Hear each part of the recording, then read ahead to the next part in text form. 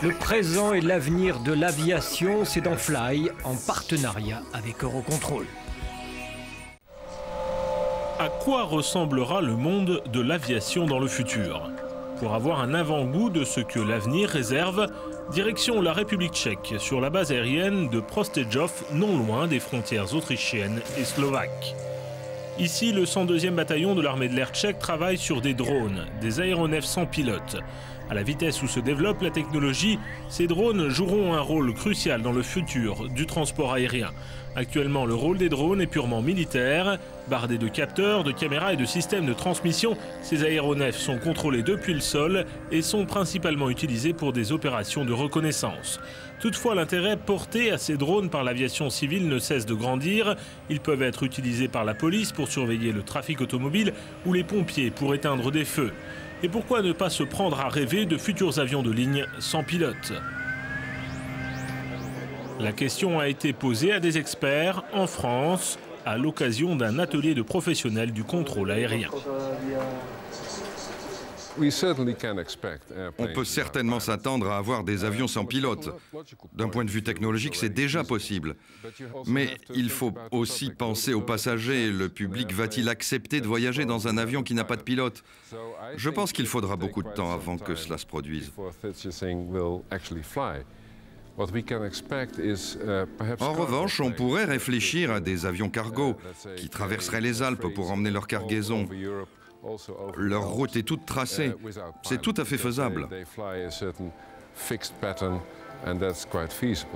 Ici, au centre expérimental de Brétigny-sur-Orge, près de Paris, en France, les ingénieurs étudient le travail des contrôleurs aériens. De nouveaux outils de travail sont testés et la moindre tâche, le moindre clignement d'œil est analysé dans ce cadre. Développer l'interactivité des instruments est le principal axe de recherche. Le travail des contrôleurs aériens va beaucoup changer dans les années à venir. Même d'un point de vue ergonomique ou physique, l'approche du travail avec des ordinateurs et de nouveaux outils toujours plus performants sera différent.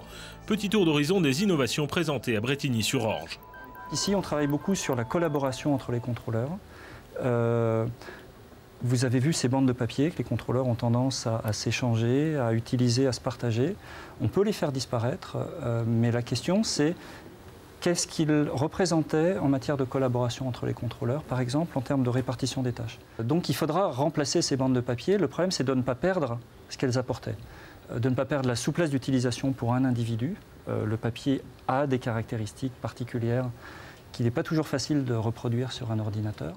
Ici, on expérimente l'idée d'une surface partagée où, comme avec des bandes de papier, comme avec sa chaise sur roulette, on peut choisir de se concentrer sur une petite partie et l'autre fait tout le reste, ou réciproquement, on va plutôt se déplacer vers lui, reprendre une partie de son travail. Avec la disparition des frontières ici, on peut envisager que le travail soit réellement partagé entre les deux.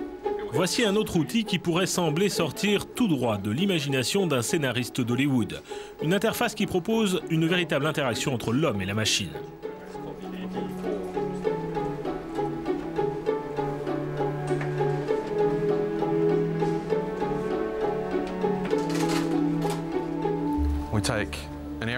On définit la zone de l'écran qui nous intéresse. Pour ça, on passe juste la main devant.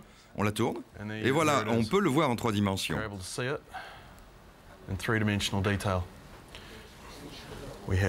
Ici, on a 3 appareils, là et là. Et en bleu, ce sont les points de navigation. On peut aussi jeter un coup d'œil aux avions qui décollent et atterrissent.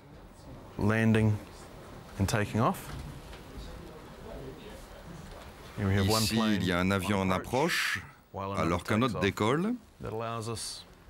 Ce système nous permet de déterminer quels appareils risquent de rentrer en collision et permet aux contrôleurs de réfléchir aux options possibles et de prendre avec ses collègues les décisions appropriées.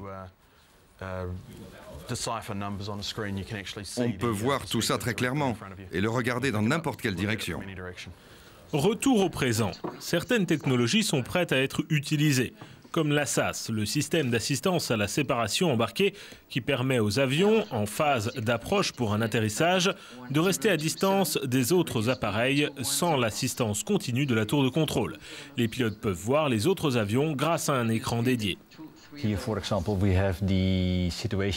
Ici, par exemple, nous avons la situation sur la piste avec un avion en approche. Et normalement, le contrôleur doit communiquer avec chacun des appareils.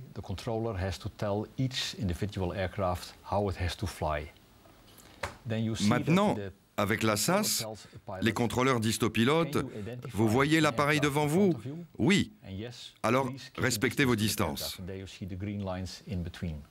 Les distances sont indiquées ici sur l'écran par ces traits verts. Et si un autre appareil arrive derrière et que l'on a les mêmes distances entre chaque avion, 90 secondes entre chaque, alors les contrôleurs n'ont besoin de donner des instructions qu'au premier. Et le deuxième n'a qu'à suivre. Cette technique peut être utilisée avec de nombreux appareils. Ici, sur l'écran, on voit un avion guidé par le contrôleur et deux autres avions qui suivent avec la même distance de séparation. Et c'est le pilote qui s'occupe de respecter ces distances.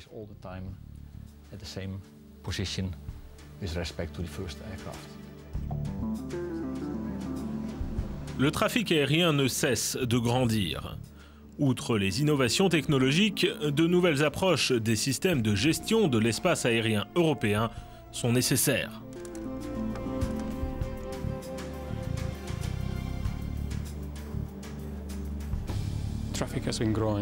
Le trafic aérien ces 20 dernières années a augmenté de 4% en moyenne. Et cela va continuer ainsi sur les 15 prochaines années. Actuellement, il y a 10 millions de vols par an. D'ici 2020, ce sera 16 millions, ce qui signifie que nous avons un problème européen qui nécessite des solutions européennes. Tout le monde pourrait penser que le problème, c'est la capacité. Bien sûr, c'est un défi important, mais ce n'est pas qu'une simple question de capacité, c'est une question de sécurité et aussi une question environnementale. Maintenant, concernant le futur, je pense qu'une approche européenne est fondamentale. Et cela va nécessiter une coordination très proche entre Eurocontrol et la Commission européenne. D'un point de vue technologique, mais aussi politique, le futur du trafic aérien est à portée d'aile.